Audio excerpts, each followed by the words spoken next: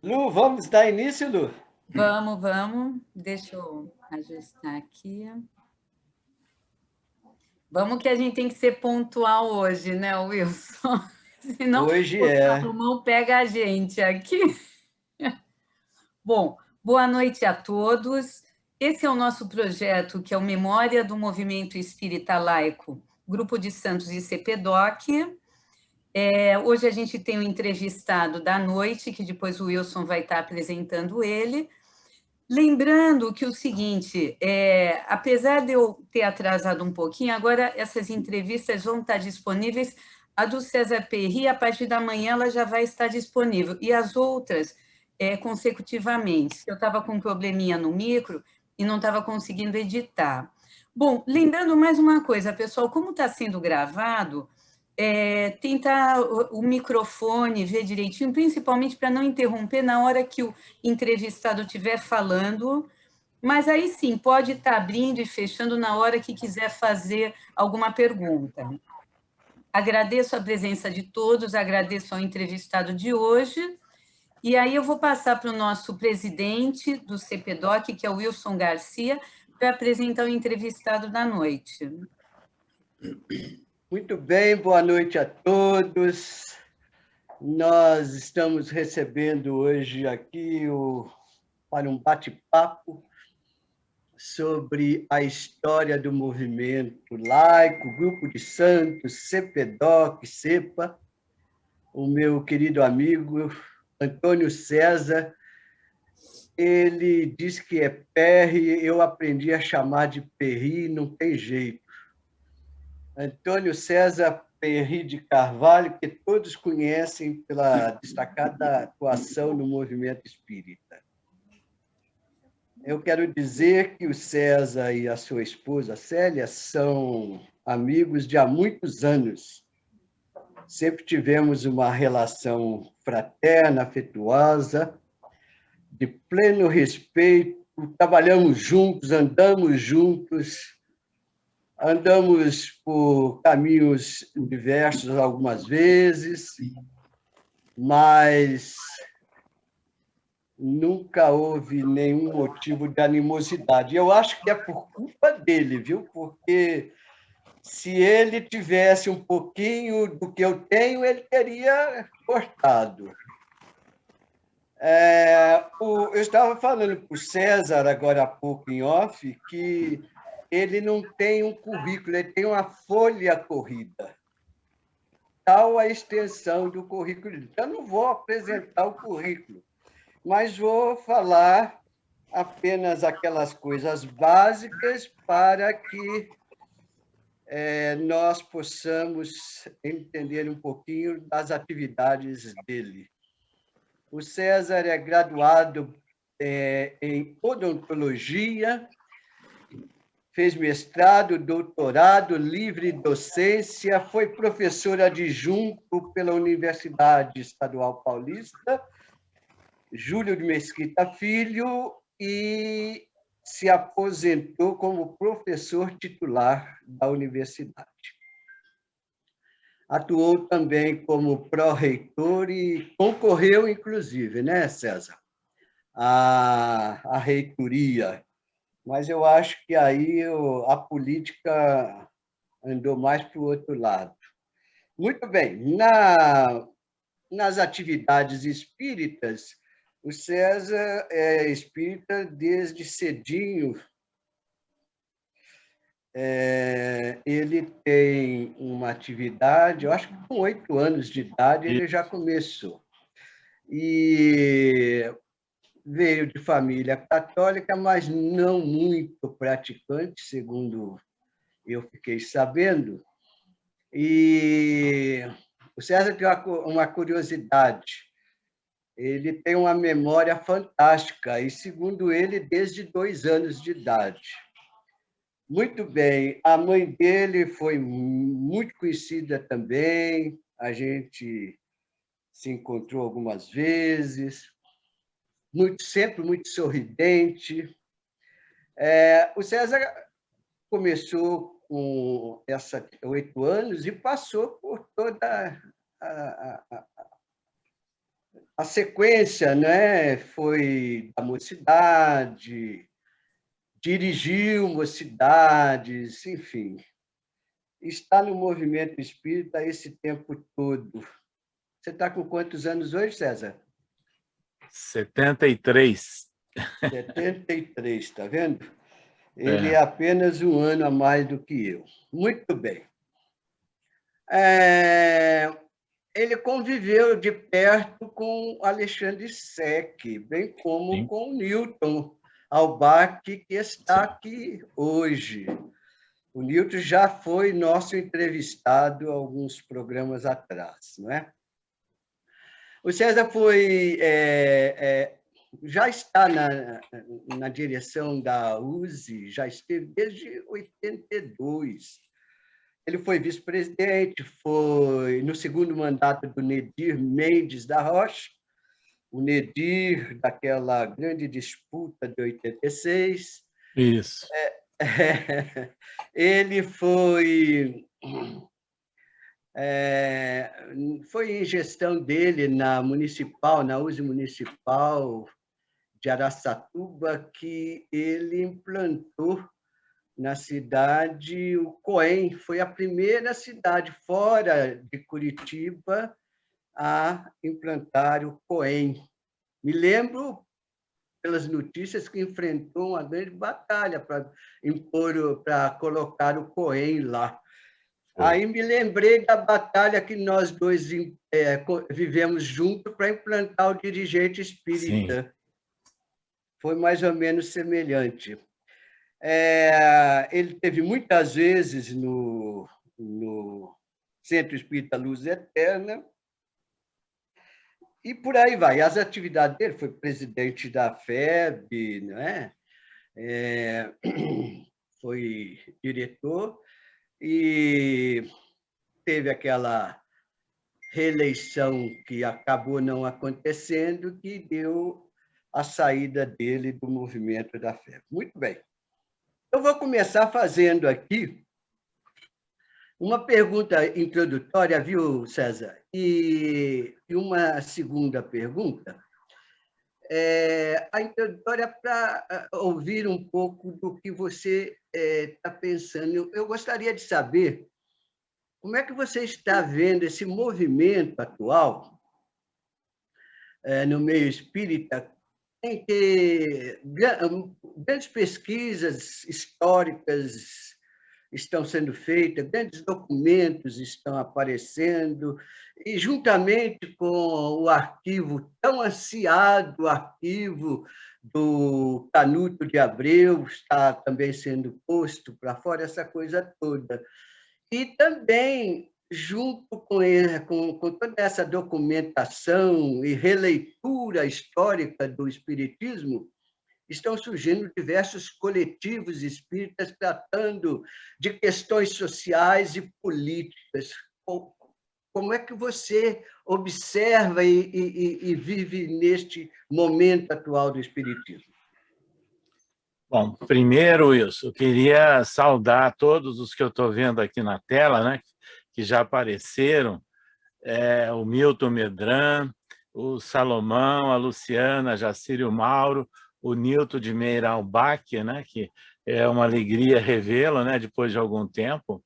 E realmente você falou aí do Centro Luz Eterna de Curitiba, que nós adotamos ainda em Araçatuba, em janeiro de 1974, né? O COEM, que foi realmente fruto de uma grande luta. Mas nós estamos até fazendo uma homenagem nesse último livro que está saindo aí, ao Centro Espírita, e a equipe toda do Luz Eterna, e especificamente ao Alexandre Sec, né? De quem eu tive assim uma amizade, exatamente, uma amizade muito intensa, né? E sobre a pergunta que você me faz, veja bem, nós temos o hábito, né, de lutarmos, de passarmos pelas várias experiências da vida e vamos fazendo aí reflexões e algumas vezes uma certa revisão, né, de alguns fatos ultrapassados ao longo da existência. Então, com relação à primeira pergunta que você fez ao movimento espírita, eu sou sincero em dizer, e vou repetir aqui, o que eu repetia, inclusive, como presidente, então presidente da Federação Espírita Brasileira, que eu vejo com muita preocupação o desenvolvimento do movimento espírita brasileiro.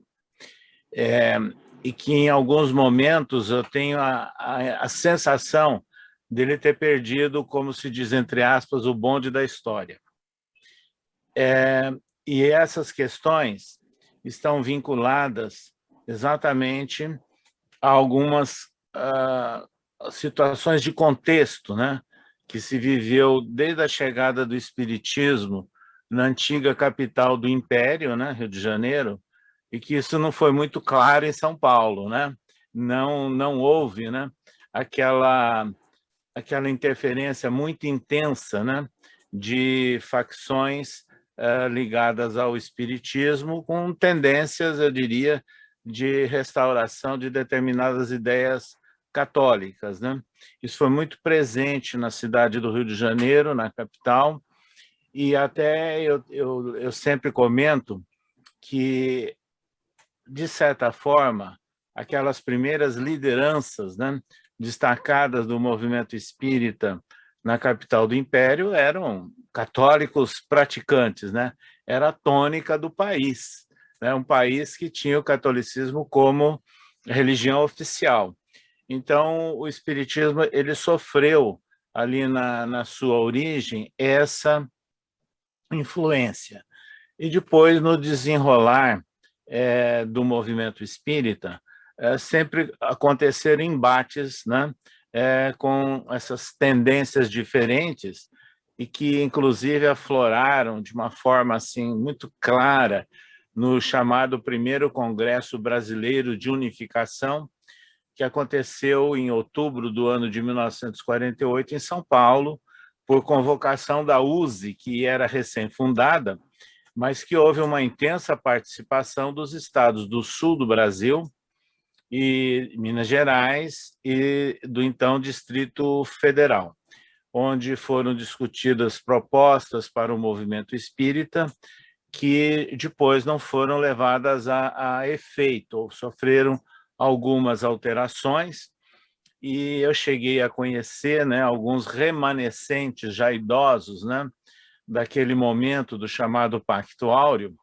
em que, na verdade, o pacto, sintetizava uma reunião de algumas pessoas que nem tinham delegação para tomar aquelas decisões, e que gerou, inclusive, uma reação depois no estado de São Paulo, quando se verificou que não era exatamente aquilo que havia nascido de proposta do movimento espírita, aliás, do Congresso Brasileiro de Unificação, mas que alguns daqueles imaginavam que seria o primeiro passo, e que depois desse primeiro passo seriam feitos os ajustes, as adequações, etc. O que realmente não aconteceu. Então, essa situação do movimento espírita, nós vivemos em várias instâncias, não é?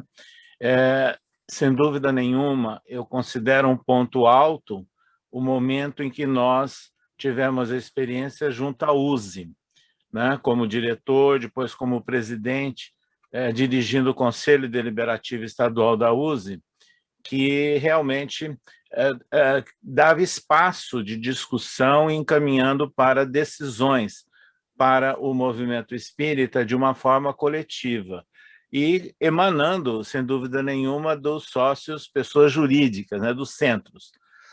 E essa experiência é que nós tivemos uma pretensão, vamos assim dizer, ou uma audácia, né, de tentar levar essas ideias ao Conselho Federativo Nacional da FEB, em Brasília, o que, evidentemente, houve uma reação forte, né, o que redundou em todo um movimento que ocasionou a nossa não reeleição.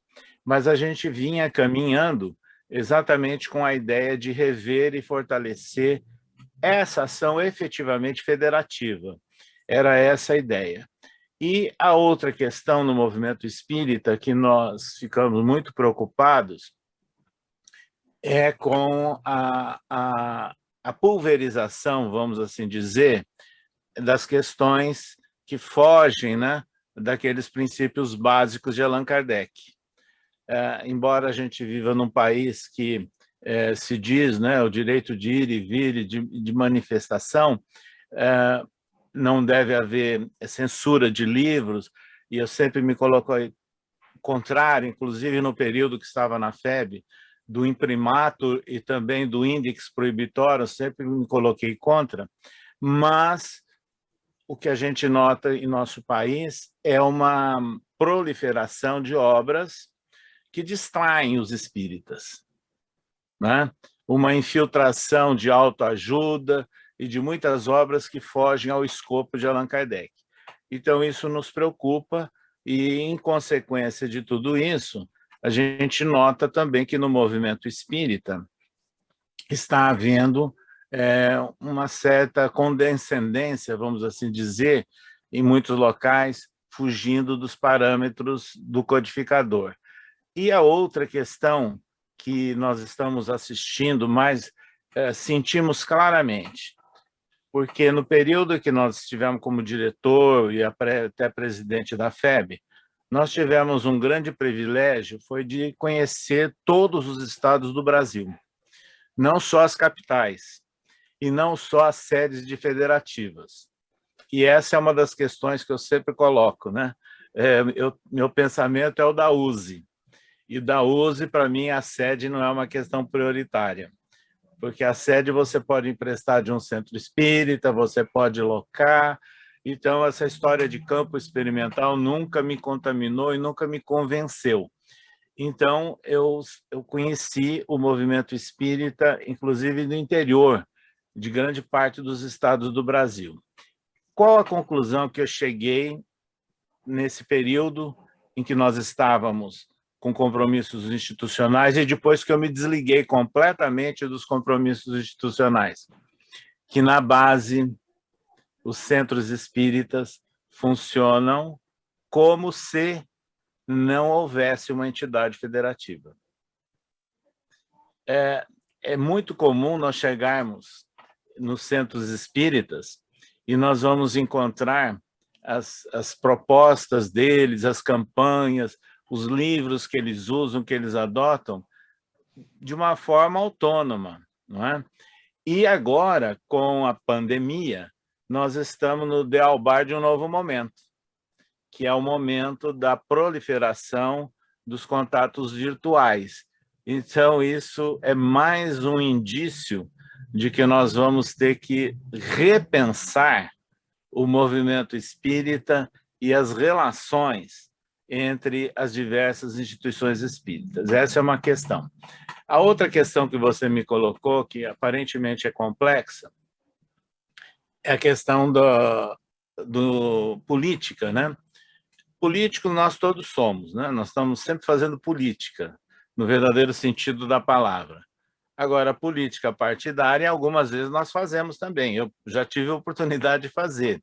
E quando eu fiz política partidária, não sei se você se lembra, eu pedi até afastamento da diretoria da USE, para não misturar as questões, não é?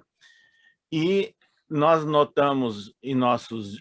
E eu fui vítima, muitas vezes, dentro do ambiente da própria universidade, e você citou agora há pouco aqui, exatamente de movimentos políticos partidários infiltrados dentro da universidade e que estavam defendendo um status quo, não é? Do qual eu não era comprometido e eu não concordava. Então, eu vivi muito bem essa situação dentro da universidade. E no movimento espírita, em nossos dias, nós temos notado isso claramente através das redes sociais, né? As pessoas que tomam uma posição antagônica, tanto de um lado como do outro, radicalizam, e o que eu acho mais impressionante é a incoerência. Por exemplo, eu sei que algumas áreas do movimento espírita brasileiro aceitam o aborto. Eu tenho conhecimento disso. Embora eu tenha sempre trabalhado em favor de se educar, se esclarecer, para que não haja a situação do aborto. Mas a incoerência que me chama a atenção são pessoas que às vezes ficam levantando de um lado a bandeira contrária ao aborto e do outro lado defendendo armas. Ou abrindo mão da defesa da vida, como é o caso agora que nós estamos enfrentando em nosso país a maior tragédia sanitária da história. E o país se inserindo num contexto mundial muito triste, né? Então, e a gente vê espíritas, às vezes, né, imersos nessa incoerência. Então, tudo isso que nós estamos falando, atendendo rapidamente a sua pergunta, Wilson, mostra que nós somos seres humanos, né? Nós somos espíritas, mas não somos nem super-homens, nem espíritos puros e perfeitos, e nem santos. Então, cada um está revelando o seu estado de alma, a sua situação, ou seja, é a diversidade. Então, talvez a gente tenha que começar, dentro do movimento espírita, a aprender a conviver e respeitar a diversidade, diferente de muitas experiências que foram vividas ao longo do século XX. Hoje, essa conclusão, né, que eu estou chegando e repensando muitas coisas. César, antes de eu fazer a próxima pergunta, eu queria pedir para os meus amigos presentes que se inscrevessem pelo chat, só para que eu siga a ordem daqueles que querem fazer perguntas ao César. César, eu vou dar um salto aqui para 1986. Depois, os amigos que quiserem podem retroceder, avançar nos questionamentos que acharem devidos. César, nós estamos tentando reconstituir ou construir a história que nós chamamos do movimento laico, incluindo aí CPDOC, CEPA, Grupo de Santos. Por quê? Porque naquela que eu chamo de Batalha de 1986, nas eleições da USE, o movimento político que foi desencadeado, em muitos pontos, se assemelhou ao movimento político partidário, ou seja, as ações, os fatos, né, os métodos empregados e tudo mais. E aquele foi um momento que nós consideramos histórico. Você viveu esse momento, integrante que era da USE. Daquele evento surgiu diversas expressões, não é?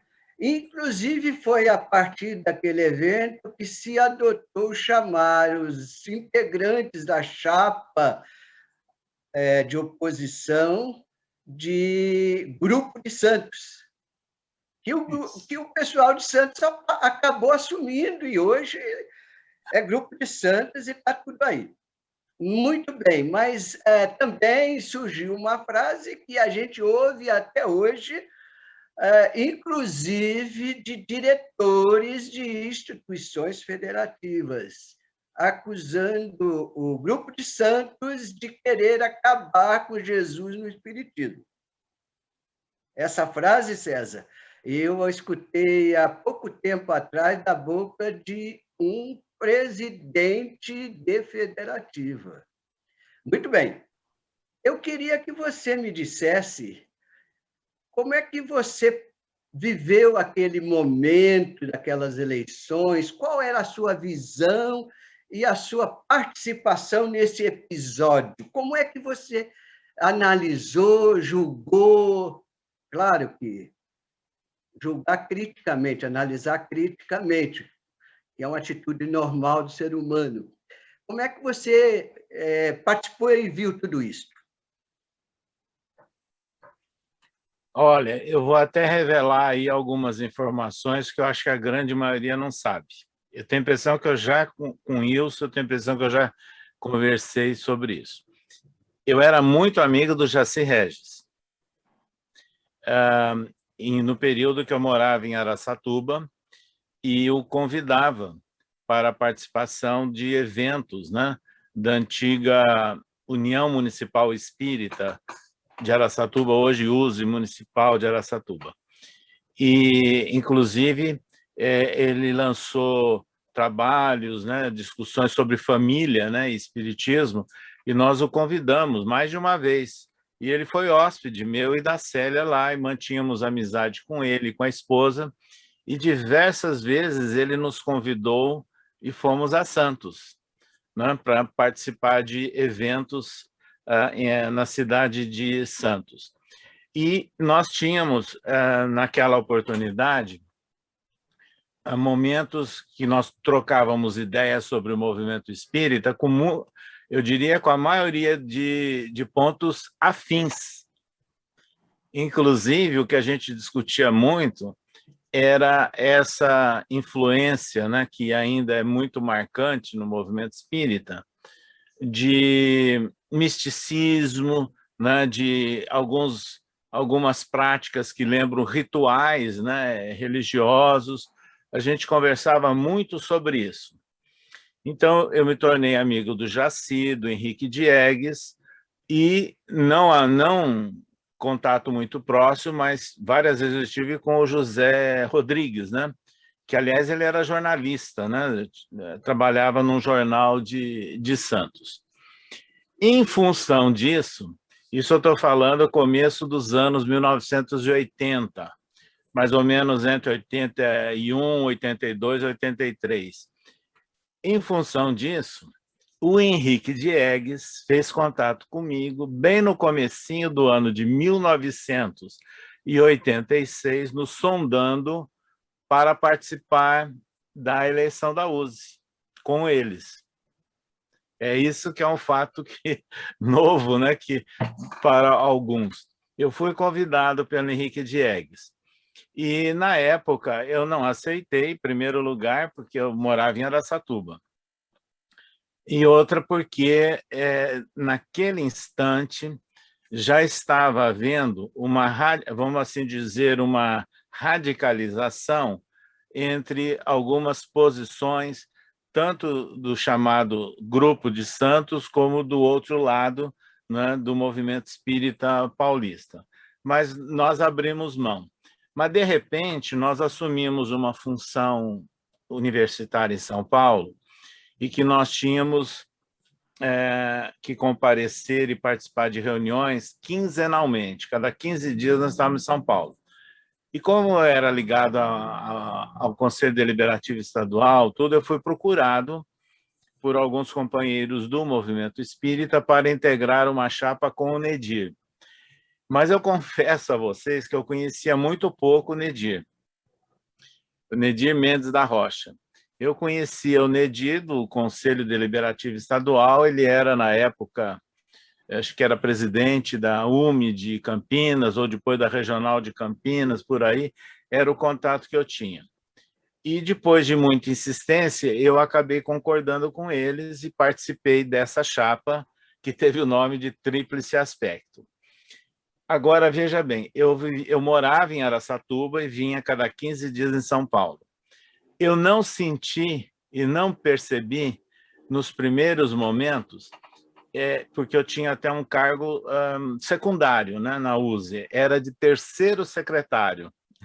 Eu diria que era mais um cargo decorativo, né, para dizer que eu estava na diretoria da USE. E nessa condição, eu não percebia muito esse acirramento de ânimos que estava acontecendo principalmente em São Paulo, capital.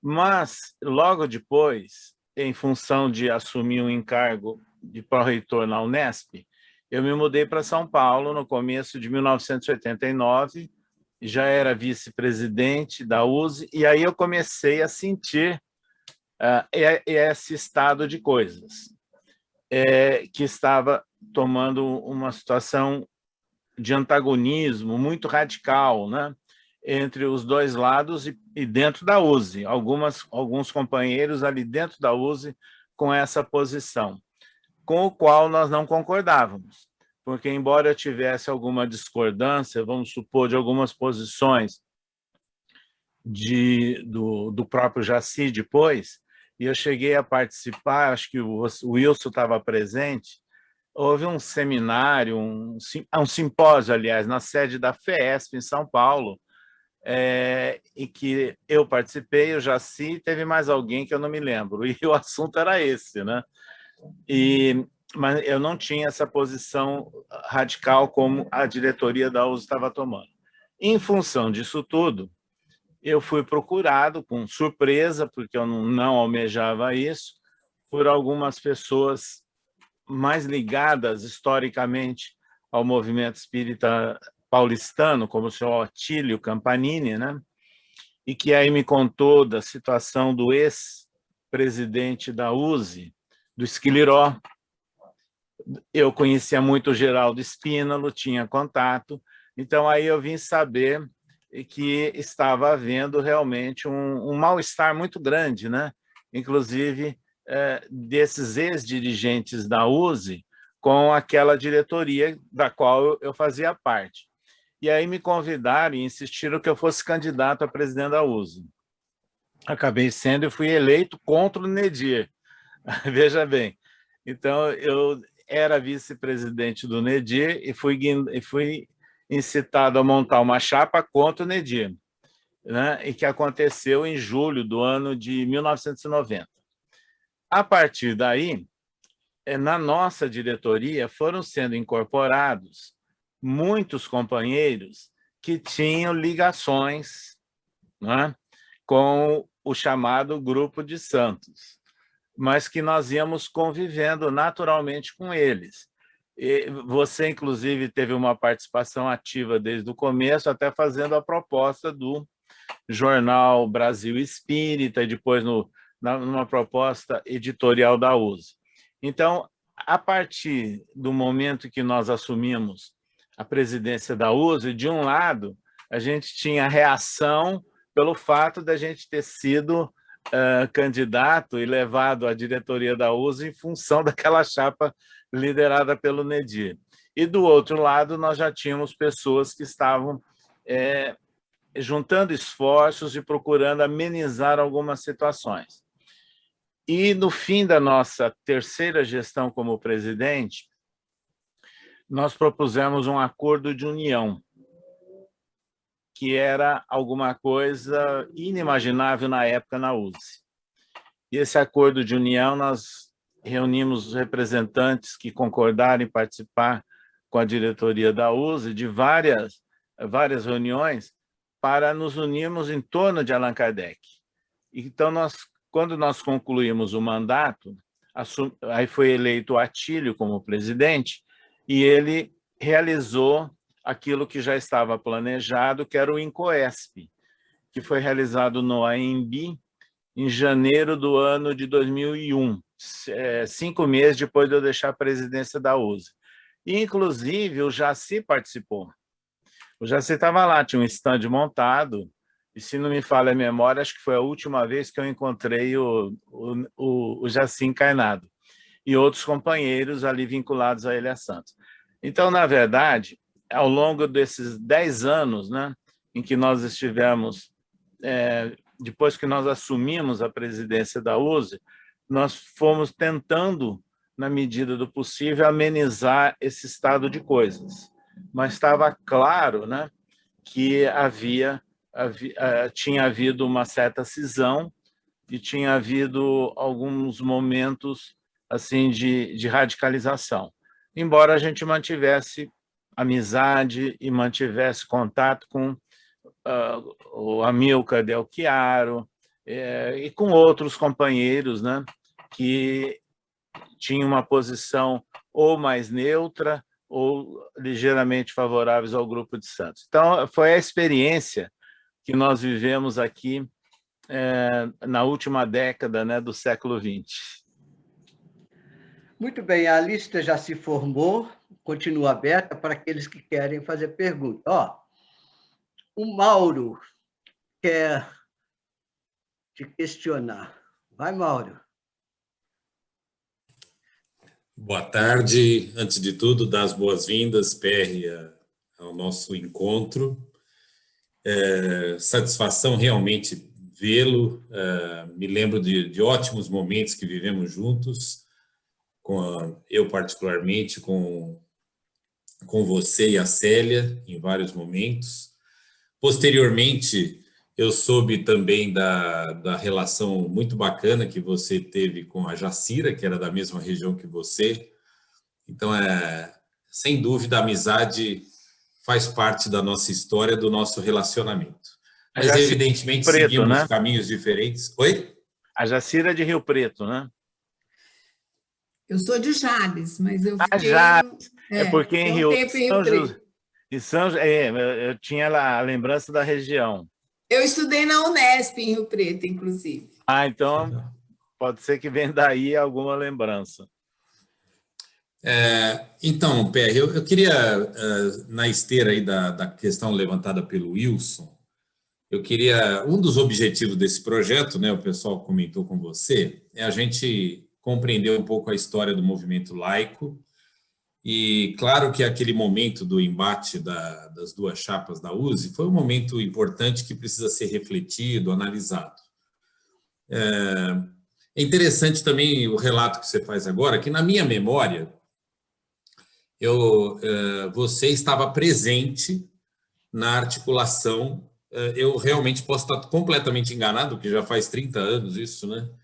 Você estava presente na articulação feita pela Marília, um grupo de espíritas, para a construção da chapa que levou o Nedir na presidência e que foi formada depois da nossa chapa. Nós propusemos uma chapa e depois se articulou essa chapa, quase que uma espécie de reação à nossa. E durante a campanha, e existiu uma campanha mesmo, acho que talvez tenha sido a única vez na história que existiu isso, a gente visitava uniões municipais e distritais e, como eu estava quase em cima do dia da eleição, encontravam-se os representantes das duas chapas nessas cidades do interior, né?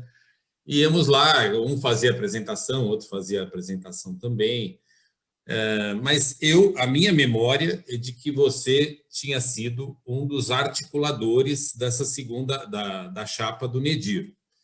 Então, é interessante o que você está trazendo aí de informação para nós sobre isso. Mas o que me interessa mesmo é entender, na sua visão, PR, como que você vê o resultado, o impacto daquele embate para o próprio movimento espírita, naquele momento. E como você vê hoje tudo isso que ocorreu ou que não ocorreu nessa questão. Até para você poder refletir, eu queria comentar um pouquinho de uma visão pessoal, que sempre converso e troco aqui com os amigos, né? Nós tínhamos naquela chapa, basicamente, na chapa que participamos, basicamente pessoas ativas no movimento espírita, né? Não eram pessoas de fora, nada disso. Pessoas que estavam claramente dentro e atuantes na USE. E que até estranharam que, depois que terminou a eleição, muitos começaram a nos tratar como pessoas assim, adversárias e tudo mais. Mas a maioria dessas pessoas, aos poucos, acabou se afastando, né? Eu, por exemplo, participei de 2 ou 3 reuniões do CDE depois e percebi que tinha que seguir o meu rumo, o meu caminho. E outras pessoas fizeram coisas parecidas. Creio que algumas acabaram ficando, mas poucas daquele grupo, né? Então, eu queria entender, na sua visão, qual o impacto daquilo e como você vê hoje, passados todos esses anos, o significado daquele momento. Eu queria até comentar com você que talvez para quem ficou inserido no movimento tenha até se apagado na memória, mas teve para mim, particularmente, um momento muito triste, que não foi o momento da eleição. Foi um momento posterior à eleição. Quando recebemos todos, nas nossas UDs, UMES, etc., um comunicado da USE, dizendo, aprovado no Conselho Deliberativo, dizendo que estavam convidados a sair da USE aqueles que não concordavam com a sua linha de encaminhamento da questão religiosa. Até num livro que eu escrevi sobre o Centro Espírita, eu faço uma reprodução desse documento da USE, que eu considero que é um movimento histórico, um momento histórico, e que denotava o quê? Que o grupo que assumiu, mas também com respaldo do CDE, achou importante não só vencer a eleição, mas como pisotear, né, do tipo, olha, vocês não fazem parte da USE. Né? Eu queria que você analisasse tudo isso, por favor, do seu ponto de vista pessoal, que eu sei que você é uma pessoa arejada, sempre conversou com todo mundo e tinha plena condição de manter um diálogo com todos que estavam ali. Mas me pareceu que não foi a opção da USE, é apenas uma percepção de quem está, vamos chamar assim, do lado de cá. Eu queria ouvi-lo sobre isso, mais uma vez, festejando aí a possibilidade da gente estar conversando novamente.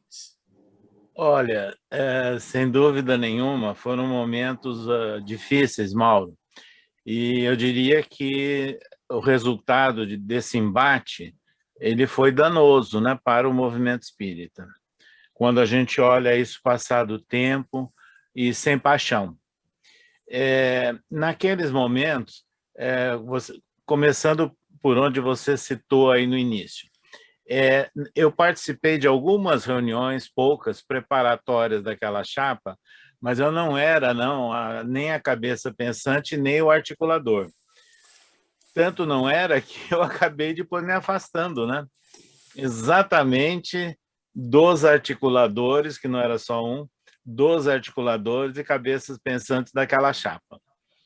E tendo embates na própria diretoria da USE, não no período que eu estava naquele cargo secundário, onde eu quase não vinha, né, em reunião de diretoria, nos primeiros 2 anos, mas depois na segunda etapa, quando eu estava já como vice-presidente residindo em São Paulo, e comparecendo em todas as reuniões da diretoria, aí que eu comecei a perceber e sentir claramente que eu não tinha afinidade completa com a maioria das pessoas que ali estavam, e nem com o propósito geral.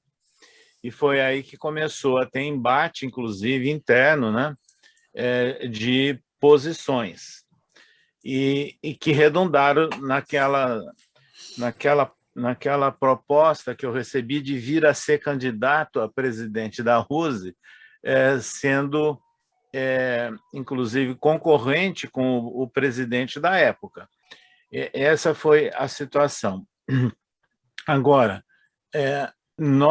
eu não me lembro de ter participado da elaboração dessa carta que você faz referência. Eu tenho uma excelente memória, mas não me lembro de ter participado dela.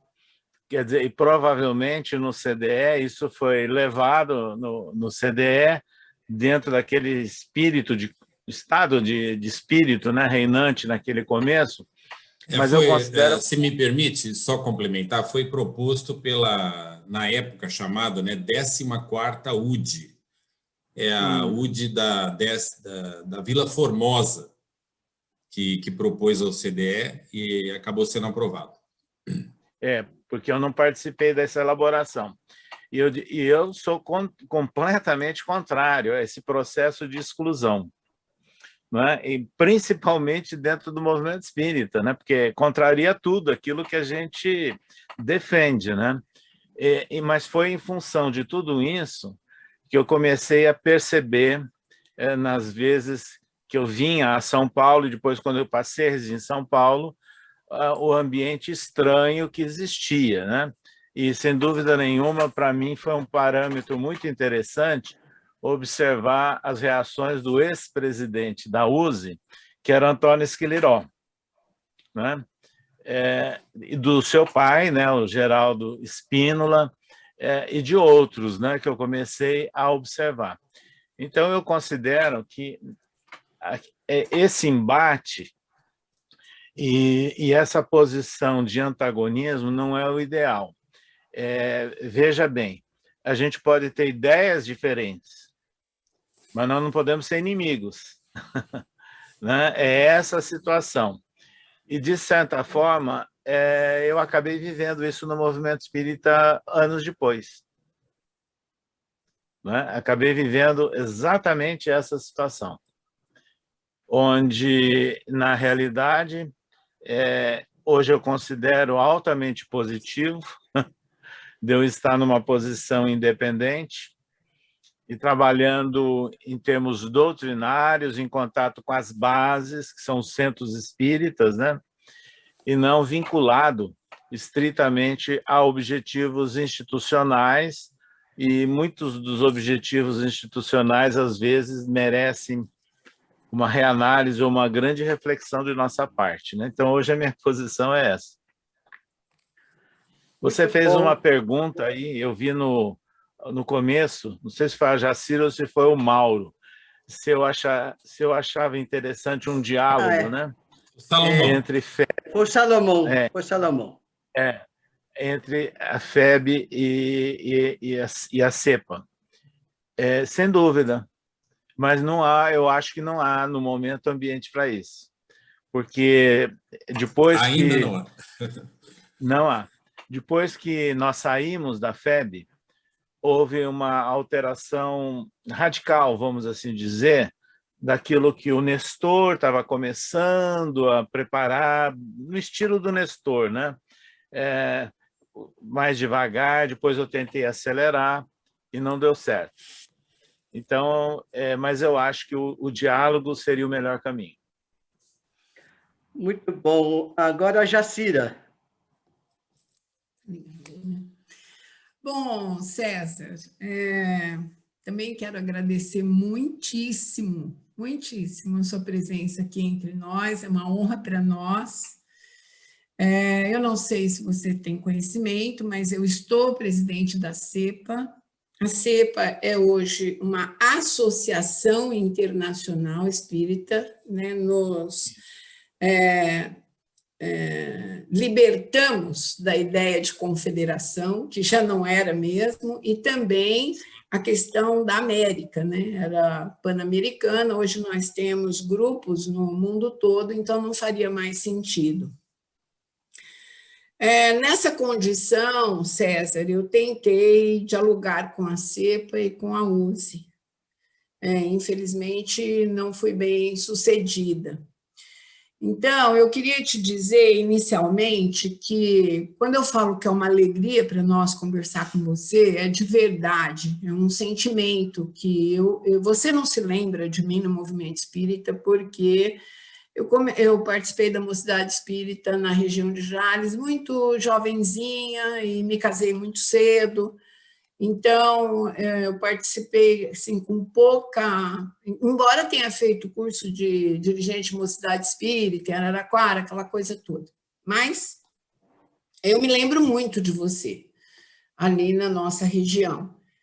E a gente, hoje, tem uma convicção muito grande de que o diálogo nos é extremamente favorável sempre, e que, inclusive, a divergência é favorável, né? A gente não só não tem nada contra, como a gente gosta da divergência, né? Que nos impulsiona, mexe com a gente, faz a gente pensar e tudo mais. Queria até pontuar, já que você tocou na questão do aborto, que eu, particularmente, né, falo por mim, mas falo por muitos dos nossos amigos aqui presentes, nós somos contrários ao aborto. Jamais indicaríamos a alguém o aborto. Mas nós consideramos que a liberdade da mulher é inarredável, não é uma religião, uma autoridade, quem quer que seja, que deve definir o que a mulher vai fazer com o corpo dela, né? E só porque você mencionou a questão do aborto, foi com muito espanto que nós vimos, tanto a Federação Espírita Brasileira como a USE, por ocasião daquela audiência pública que o Supremo Tribunal Federal fez para ouvir instituições e pessoas naquela arguição de descumprimento de preceito fundamental, tanto a USE como a FEB defendendo a criminalização da mulher que pratica o aborto. Então, nós pensamos, caramba, é possível até meter uma mulher na cadeia porque ela praticou um aborto, mas as mesmas incoerências que você já mencionou aí nos chocam, né? Sempre em nome de Deus, né? Em nome de Deus, da família, esses valores. As pessoas não se importam com crianças que estão morrendo nas ruas, com velhos morrendo nas ruas, etc., mas tem que colocar na cadeia uma mulher que, por alguma razão que nós desconhecemos, resolveu praticar o aborto. Só mencionar isso porque são posições oficiais, tanto da FEB como da USE, que nos espanta, porque elas não representam a visão espírita, né? A visão do Kardec, etc. Mas, enfim, a pergunta que eu queria te fazer é a seguinte: desde esse episódio aí do grupo de santos, ficou conhecido como grupo de santos, que queria tirar Jesus do espiritismo, eu, aliás, tenho uma marca muito triste dessa eleição, porque você deve conhecer demais um grande amigo meu chamado Antônio Rodrigues Belon, tenho certeza que você conhece, porque o Belon teve uma participação muito forte no movimento espírita da nossa região.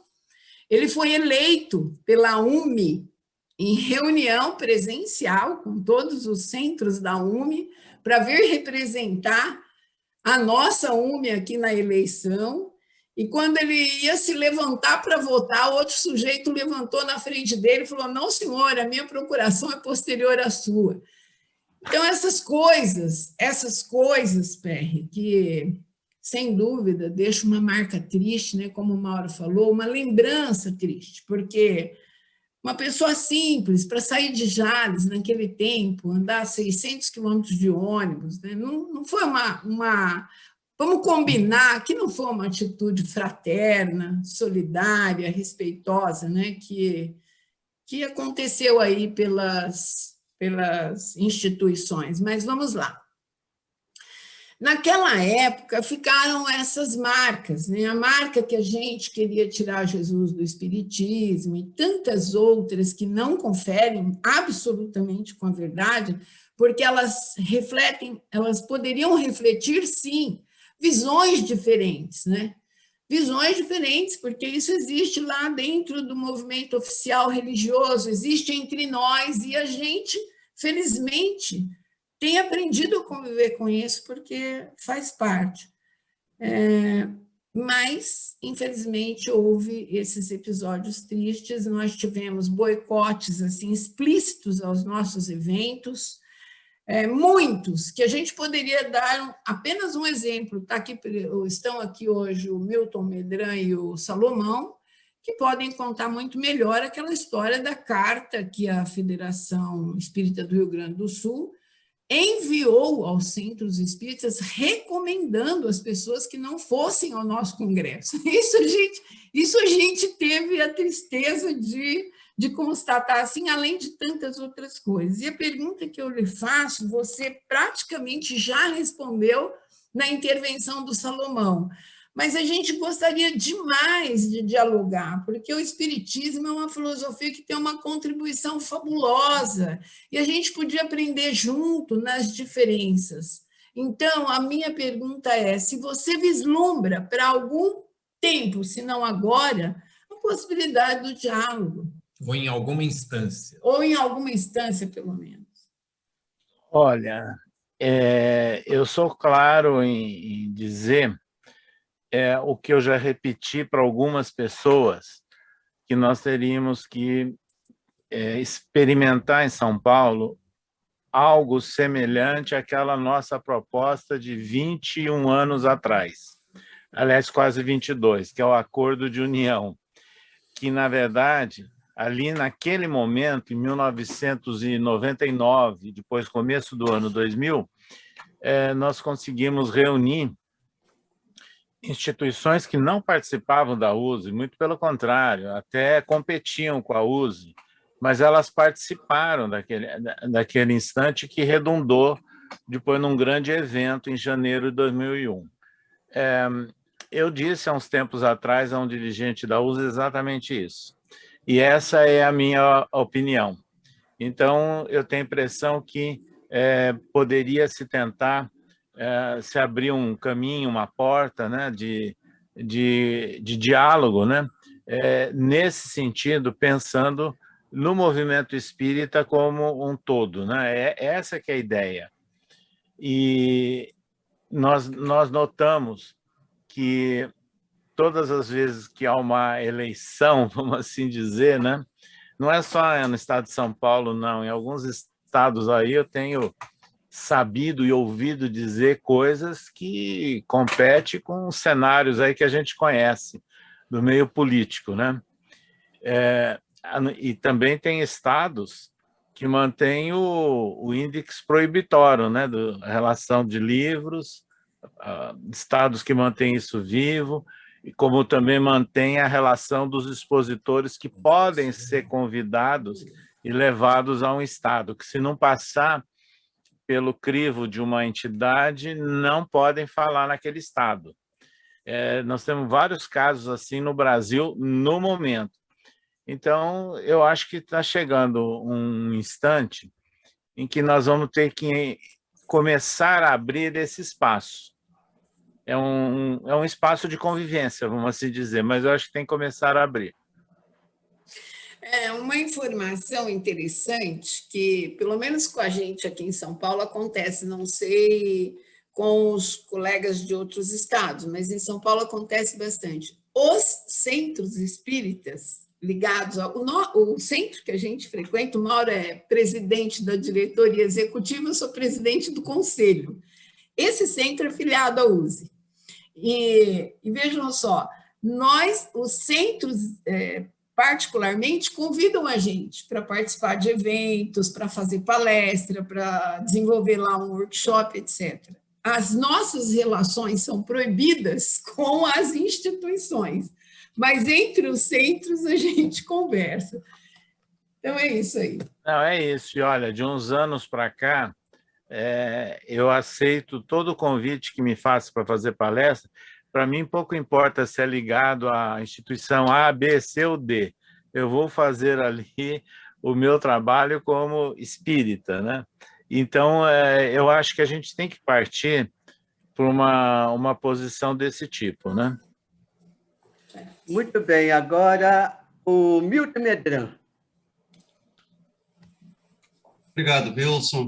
Olha, em primeiro lugar, eu quero cumprimentar a CPDOC por essa iniciativa de trazer o César aqui conosco.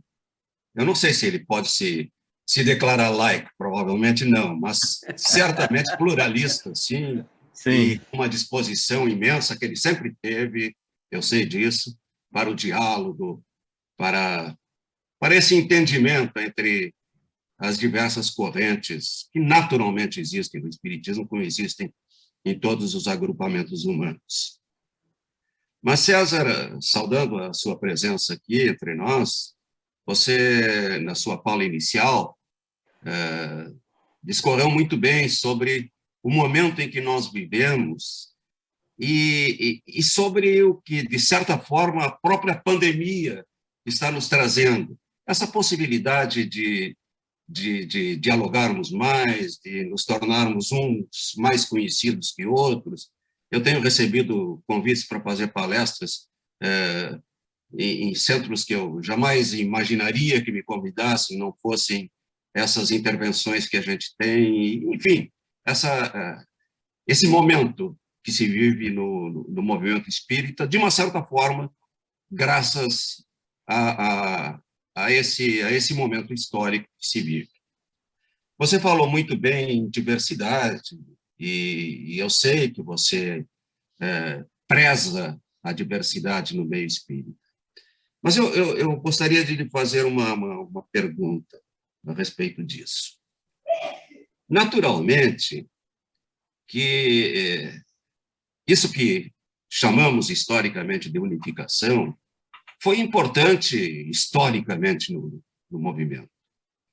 Sem um esforço de unificação nos momentos iniciais da história do Espiritismo, onde o Espiritismo entrou de uma forma tão enviesada no Brasil, era necessário que alguma instituição, no Brasil e nos países da América, que alguma instituição tomasse a si essa iniciativa de unificar minimamente, com base nas propostas espíritas, aquele movimento que surgia.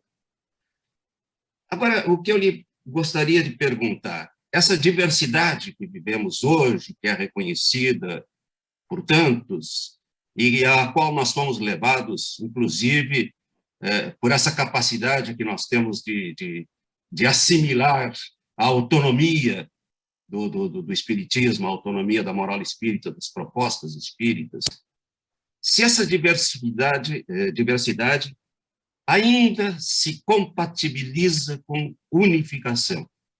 Quer dizer, unificação ainda é necessária num movimento que amadurece intelectualmente, que amadurece como grupo social e como estudiosos de uma filosofia tão rica como é o Espiritismo. Ainda convém investir nessa proposta de unificação. Não deveríamos mais trabalhar em torno da união, como você faz muito abertamente, ao invés e deixarmos para trás essa proposta da unificação, que me parece está superada no atual momento histórico. Eu gostaria de ouvi-lo sobre isso.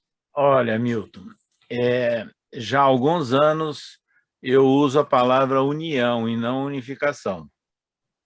Porque a palavra unificação, no nosso idioma, dá outras significações, né? O que não é adequado.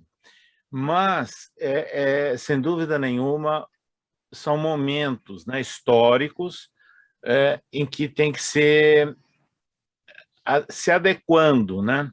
É aquilo que eu disse quando eu me referi ao Pacto Áureo, que muita gente pensa hoje, eu já vi gente defender uma coisa que eu considero absurda, eu não sou do meio jurídico, dizendo que o Pacto Áureo é uma cláusula pétrea. Pétrea do quê, meu Deus? Então, veja bem, mas tem espírita que defende essa ideia. Então, mas eu entendo, como eu disse no começo, que o chamado Pacto Áureo, aquela ideia de unificação de 1940, 1950, 50 e poucos, foi um momento. São etapas. Agora, realmente, as coisas mudaram de figura. Então, eu vou dar um exemplo. No período que nós estivemos como presidente da Federação Espírita Brasileira, nós conseguimos, não através de uma decisão minha pessoal, mas aprovado pelo Conselho Federativo Nacional, de criar um Conselho das Entidades Especializadas. O que arrepia muita gente até hoje. E tem muita federativa que trabalha contra as entidades especializadas. Mas o que são? Quando a gente fala em entidades especializadas no movimento espírita, na verdade, a diversidade, não é?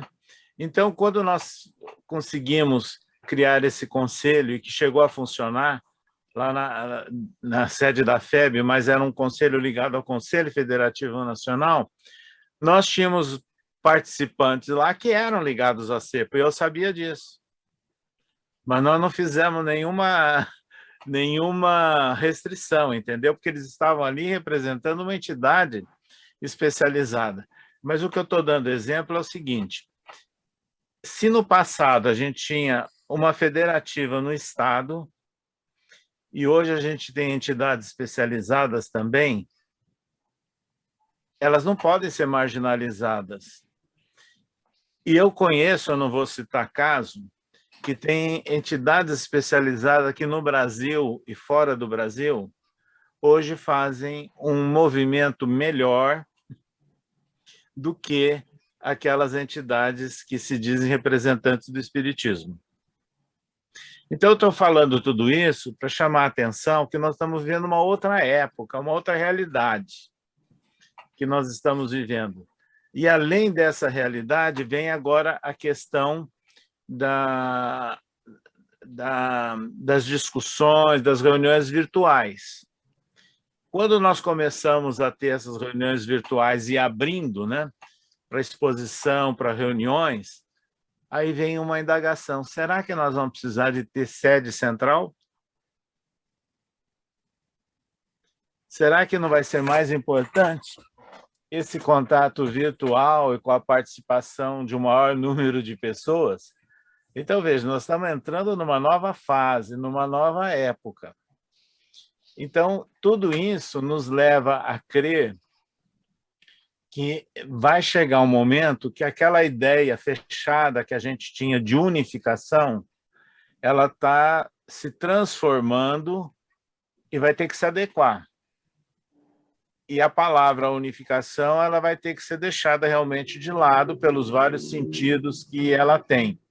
Aliás, eu me lembro, né, que quando eu era criança no movimento espírita, no interior de São Paulo, tinha centro espírita que não aceitava de forma nenhuma a filiação, a união, a USE, que estava começando. Sabe por quê? Por levar ao pé da letra a palavra unificação. Porque achavam que seria a padronização, que seria, na verdade, uma estandardização de tudo. Não é isso. Então, nós temos que começar a nos adequar. Por isso é que eu vejo com preocupação quando no movimento espírita de nossos dias a gente vê grupos muito fechados, não é? Ou encastelados, né? Em diversas partes do país, mas o que está acontecendo? Eles estão perdendo a base, o contato com as bases. E, de repente, poderão ficar de lado, né? Com esse movimento crescente que está acontecendo, que é desses contatos virtuais, não é? Sem barreiras e aproximando mais as pessoas e sem estrelas, né? Isso aí. Obrigado, César. Saulo. Boa noite, César. Quando você... Bom, agradecimento pela tua presença, acho que todo mundo já fez, então não vou ficar repetindo aqui para não cortar o nosso tempo de conversa, né? Mas também agradeço a tua presença. E a minha pergunta é a seguinte: eu li um livro teu, que é a União dos Espíritas, né? Para onde vamos? Para onde vamos. Ali você propõe um novo pacto, dizendo que o Pacto Áureo, né, dá a entender que já deu o que tinha que dar. E, inclusive, você propõe a retirada do livro Brasil, Coração do Mundo, do Evangelho, desse novo pacto, que eu achei maravilhoso, né, que acho muito ruim esse livro. Quando você escreve um livro propondo isso, você está rompendo com a FEB? Você está dizendo não volto mais aí, ou é outra coisa? Ou você tem uma proposta de reformar a FEB? Qual é a ideia que está por trás disso, politicamente falando? Olha, já que somos todos políticos. Como eu vivi no ambiente da FEB 15 anos, né? Foram 15 anos lá dentro do ambiente da FEB, eu considero, no olhar humano de encarnado, eu não posso dizer de perspectivas espirituais, eu estou falando de olhar encarnado, praticamente difícil ou impossível, né? Esse meu retorno ou convivência dentro daquele status quo da FEB. Agora, a mudança desse status quo lá, tudo indica que é dificílima. Eu vou dizer por quê. A FEB é gerida por um conselho superior. Esse conselho superior, ele é composto por indicações de representantes da diretoria da FEB, que são sócios pessoas físicas. Então, veja bem, o sócio pessoa física, ele é indicado pela diretoria da FEB para integrar o Conselho Superior. É esse Conselho Superior que elege a diretoria da FEB. E é esse Conselho Superior que integra... Veja bem, o Conselho Superior tem como membros natos a diretoria da FEB. Agora, a diretoria da FEB tem que prestar contas, seu relatório econômico financeiro, para quem? Para o Conselho Superior. Só que o diretor da FEB é membro do Conselho Superior e tem direito a voto. É um assunto para qualquer jurista pensar, né? Mas é essa a realidade. Então, veja, e quem são essas pessoas indicadas? O amigo do amigo, o parente do amigo, e assim vai. Quer dizer, é um grupo fechado, né, que está lá fazendo a gestão da instituição e designando os seus dirigentes. Eu considero que eu cheguei lá por um acidente ou por um descuido, né, do grupo. Porque eu era sócio, sem dúvida nenhuma, mas eu fui levado pela amizade antiga do estado de São Paulo, desde os tempos de mocidade, pelo Nestor Mazzotti. E foi ele que, num instante dramático da vida dele, ele teve que se afastar, eu era vice-presidente, entre quatro, né? E aí ele me indicou para assumir. Mas eu digo que foi uma experiência muito difícil, muito complexa, porque a gente tem um ideal de união, um ideal doutrinário, uma vivência na USE, né, junto ao Conselho Deliberativo Estadual da USE, e, de repente, nós fomos levados a viver uma experiência completamente diferente e tentando, né, agir ou fazer alguma coisa dentro desse contexto. Por isso que não é fácil. Então, esse livro, União dos Espíritas para Onde Nós Vamos, eu diria que não é uma ruptura, mas é a apresentação de uma ideia, de uma proposta baseada numa vida, numa vivência. E, Saulo, você é o filho do Newton, né?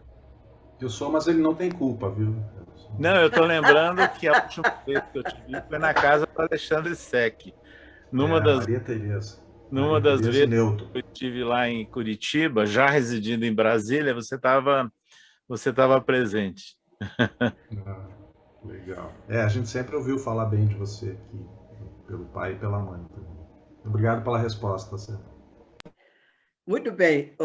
César, a Alcione registrou que agradece muito sua participação e lhe pede, por favor, se você poderia nos contar a sua experiência no congresso realizado em Águas de São Pedro. Te lembras dele? Lembro, sim. Eu me lembro, e foi uma dessas experiências de choque, né? Foi uma dessas experiências de choque, experiências traumáticas, eu diria, né? Porque foi um momento em que ficou claro, né, a pretensão da liderança da diretoria da USE daquela época de manter uma posição e de evitar, né, a participação, fazendo aí uma segregação, vamos assim dizer, né, dos remanescentes ou vinculados ao chamado Grupo de Santos. Então, isso ficou muito marcado lá. E essa foi a razão, eu não sei se você se lembra, que quando nós assumimos a presidência da USE, nós reformulamos completamente a proposta do Congresso. Aquele foi o 7º, né? O 8º Congresso teve uma proposta, uma estrutura, um programa completamente diferente, né? Foi em Ribeirão Preto. Muito bem. O Salomão pede que você faça aí, resumidamente, um descritivo dos seus últimos livros. Eu acho que ele deve estar se referindo aí a este União dos Espíritas, a este atual, Pelos Caminhos da Vida, que é um livro autobiográfico, eu acho que ninguém conhece, né? Porque só aqueles que tomaram conhecimento agora há pouco. Faça um resumo sobre seus livros a pedido do Salomão. Olha, nós tivemos aí uma série de livros editados pela Casa Editora O Clarim, né? Começou com Sábios, a Senhora Piper, que é uma prova de comunicabilidade dos espíritos, depois entre a matéria e o espírito, e foi uma fase em que nós estávamos muito voltados, a cabeça muito vinculada à Europa e Estados Unidos, e aquela fase inicial das chamadas ciências psíquicas e da metapsíquica também. E depois nós começamos, em função dos trabalhos da USE, a nos vincularmos mais à atividade do movimento espírita. Então, publicamos pela USE algumas obras, né? E depois nós demos um salto fazendo relatos sobre Chico Xavier, pessoa que nós tivemos um contato muito próximo durante mais de 20 anos, juntamente com a Célia, né? E mais recentemente, depois que nós deixamos os compromissos institucionais, então nós tivemos mais tempo para pensar e mais liberdade para agir e pensar também, sem ficarmos pensando em qualquer freio institucional. Então, aí é que surgiu esse livro, União dos Espíritas, Para Onde Vamos?, que, na verdade, é uma reflexão crítica, né, da trajetória do chamado trabalho de unificação no Brasil e algumas sugestões no sentido de encaminhar ou pensar propostas para o futuro. Nós lançamos pelo Clarim também Cristianismo nos séculos iniciais, né? Uma análise histórica e visão espírita, e esse livro ele tem um diferencial, porque nós procuramos fazer a correlação com pesquisas feitas por historiadores do meio acadêmico. Quando eu falo historiadores do meio acadêmico, não tem nada a ver com o Brasil, porque quem estuda efetivamente, né, ciência da religião e história do cristianismo são as universidades europeias, americanas e canadenses, né? Então, nós procuramos trazer uma conexão com isso, e também fazendo uma reflexão, né, sobre o espiritismo e os exageros, né, do sentido do religiosismo. Isso aparece nesse livro.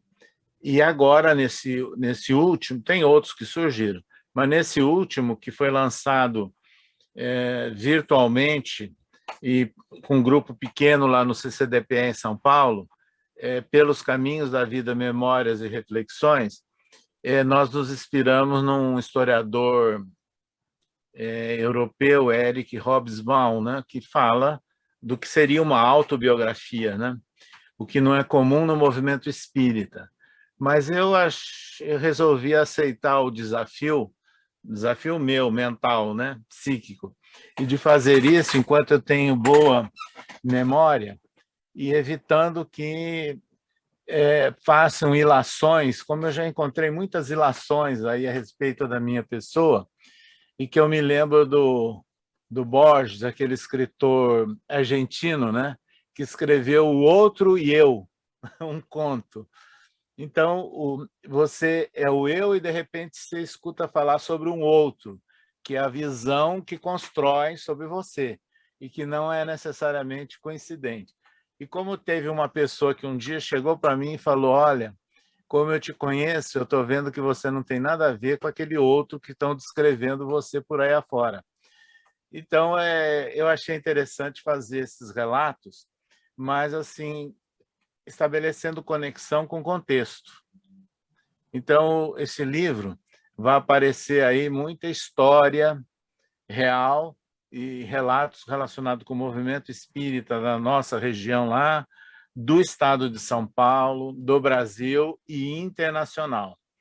E muitos fatos aí que vão deixar muita gente chocante, porque eu nunca havia divulgado nada sobre maçonaria. O Wilson é um espectador aí privilegiado, mas eu nunca tinha falado nada, vou trazer isso à tona, uma série de informações, as relações com espíritos indígenas autênticas, que causam arrepio, né? E muito ortodoxo por aí afora, mas são fatos autênticos que eu estou trazendo. A relação com a Legião da Boa Vontade, né? E que nós conseguimos, inclusive no período, é um exemplo, né? Da diversidade, de manter um diálogo, né? Com outras instituições, e muitos fatos aí do exterior que vêm à tona e que nunca foram divulgados. Então, nós fizemos esse relato, e o interessante é que um amigo nosso, há uns 3, 4 meses atrás, um dia me telefonou. César, você tem alguém que está preparando a sua biografia? Eu respondi para ele o seguinte: por quê? Você está com algum mau augúrio? Eu falei, mas você não precisa se preocupar, não, porque eu aproveitei o período da pandemia, e enquanto eu tenho memória, a gente não sabe até quando a gente vai ter lucidez e memória, né? Eu resolvi botar tudo isso no papel. E saiu esse livro. Então, ele é um livro que, embora seja autobiográfico, ele vai trazer à tona muitos momentos do movimento espírita. E aí tem os curitibanos, aí vem à tona o Centro Espírita Luz Eterna, vem à tona a homenagem ao Alexandre Sec, né? E muitos outros dessas figuras que tiveram um destaque no movimento espírita brasileiro. Muito bem. Mas o livro está sendo já distribuído por aí afora. César, o Sérgio Maurício registrou aqui no chat o seguinte, diz ele, curioso isso, a Casa Espírita que fundamos, por exemplo, tem em seu regimento a proibição à filiação a qualquer entidade representativa, por não reconhecê-las como tal. É muito interessante mesmo, né, César? Muito. O Cláudio de Mauro, Sim. lhe diz o Cláudio seguinte... Antônio de Mauro. Exato. Diz ele, estou contente em ver o César, marido da Célia, aceitar o diálogo com espíritas livres pensadores. E ele faz uma pergunta, aproveita e faz uma pergunta, aí você pode responder das duas maneiras. Pergunta a ele como você, César, vê o futuro do movimento espírita no Brasil? Para onde caminha, já que você fez essa pergunta no seu livro?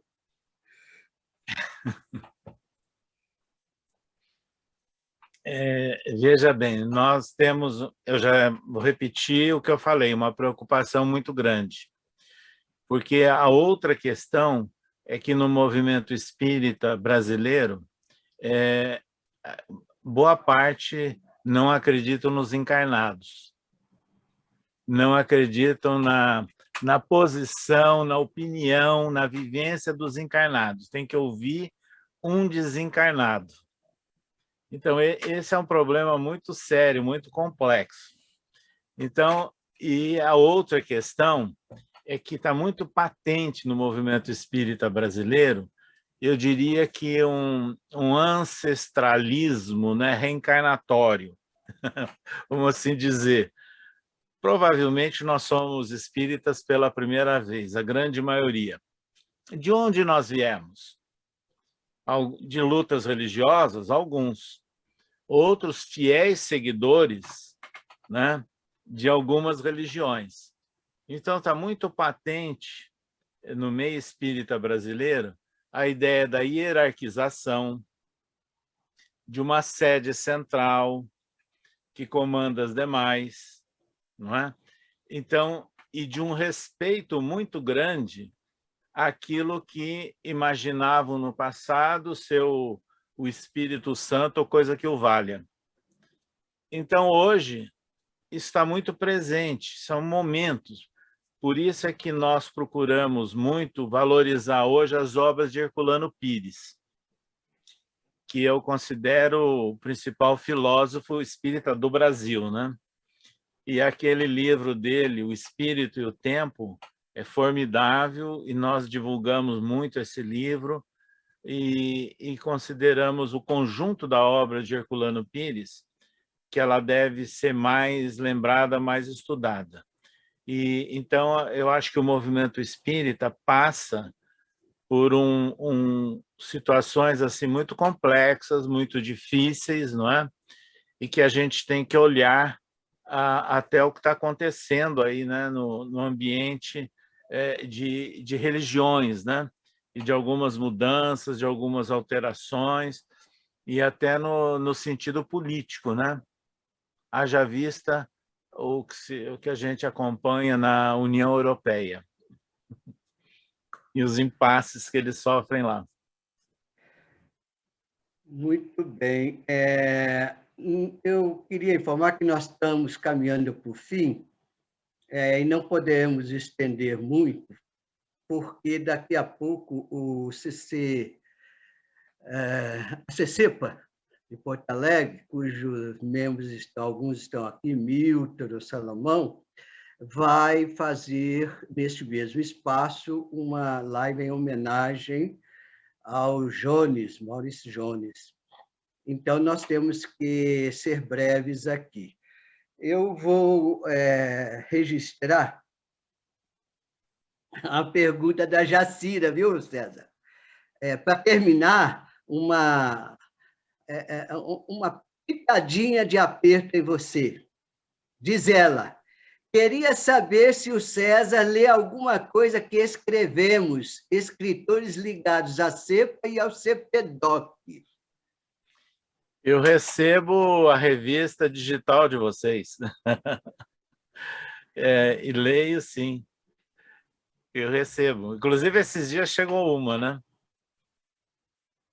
Muito bem. E, afinal de contas, o que você acha dos livres pensadores da CEPA, do CPDOC? O Wilson, eu posso ter algumas vezes um pensamento, alguma opinião diferente, mas eu aprendi ao longo da minha vida o esforço de conviver, de dialogar e de manter amizades sem rompantes, né, de radicalização. Então, veja que entre vocês e pelas matérias que eu leio no órgão digital da CEPA, tem muita coisa ali que eu concordo, aprovo, entendeu? E agora, de vez em quando eu vejo alguma coisa na internet, nas redes sociais, que me arrepiam, mas não quer dizer que eles sejam representantes de vocês. Quer dizer, cada pessoa tem o seu direito, né, de expor as suas ideias e de se expor também, né? Então, são coisas que a gente vem aprendendo na vida. Eu estava me lembrando aqui, Will, você conhece meu filho caçula, né? Flávio. O Flávio, que sempre foi, assim, livre pensador, vamos assim dizer, desde criança, né? E na época que eu estava ainda ligado à reitoria da Unesp, um dia eu encontrei num shopping de São Paulo um deputado e o Flávio estava ao lado. E eu conversando com ele, trocando ideias, tal. Quando ele foi embora, eu falei: ô Flávio, esse deputado é o líder do Partido Comunista aqui na Assembleia Legislativa de São Paulo. Ele falou: pai, mas que é isso? Você está conversando com um comunista? Porque ele tinha aquelas ideias da escola, né? De cerceamento, né? aquelas influências que vinham da escola. Então é isso, a gente aprende a conviver e a respeitar as opiniões e as posições. Muito bem, eu vou pedir desculpa para o Mauro, que queria fazer mais algumas considerações junto ao César, por conta do nosso tempo, mas o Mauro compreende que, por nós estenderíamos, né? Porque falar é conosco mesmo. César, fica à vontade para as suas despedidas. Olha, eu acho que foi um momento bastante gratificante esse, né, Wilson, de rever algumas pessoas que eu dialoguei aqui, que apareceram na tela, e alguns que eu conheço há muito tempo, né? É o caso do Salomão, do Milton, do Newton Albach, né? do Mauro, da Jacira. Eles são pessoas que eu tive vários contatos aí ao longo da nossa existência. Então, foi um momento importante para nós, essa possibilidade de dialogar, né? Estamos aí à disposição, né, se houver algum outro momento parecido. Muito bem, mais uma vez eu agradeço, César, a sua atenção, sua presença, o seu diálogo. Tenho certeza que foi muito bem apreciado por todos nós e que você possa voltar a esse ambiente para futuros debates. Eu vou passar a palavra para a Alcione.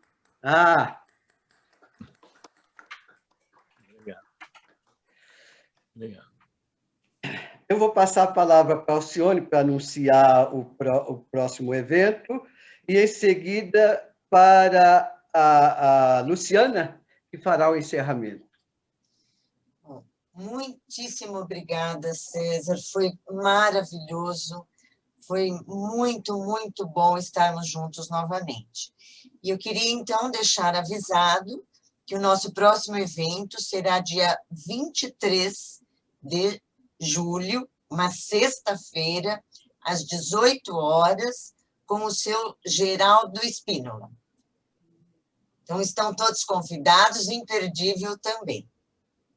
E, César, sinta-se convidado, viu? Se você quiser estar junto, e será um prazer. Obrigado. Lu? Bom, amigos, boa noite. Lembrando que as entrevistas, essa entrevista de hoje já vai estar a partir de amanhã disponível no YouTube do CPDOC, CPDOC Espírita. As anteriores vão entrando gradualmente. Temos o site do CPDOC com os artigos, com todo o material para conhecer um pouquinho mais o CPDOC. Teremos a próxima, convido o entrevistado para estar com a gente, porque é uma troca de informação muito boa. Eu acho que hoje, essa noite, foi maravilhosa.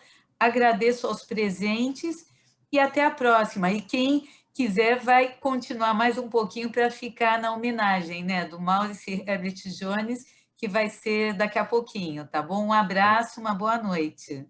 Boa noite. Boa noite. Um abraço a todos, então. Boa noite. Boa noite. Tchau, boa noite. Boa noite.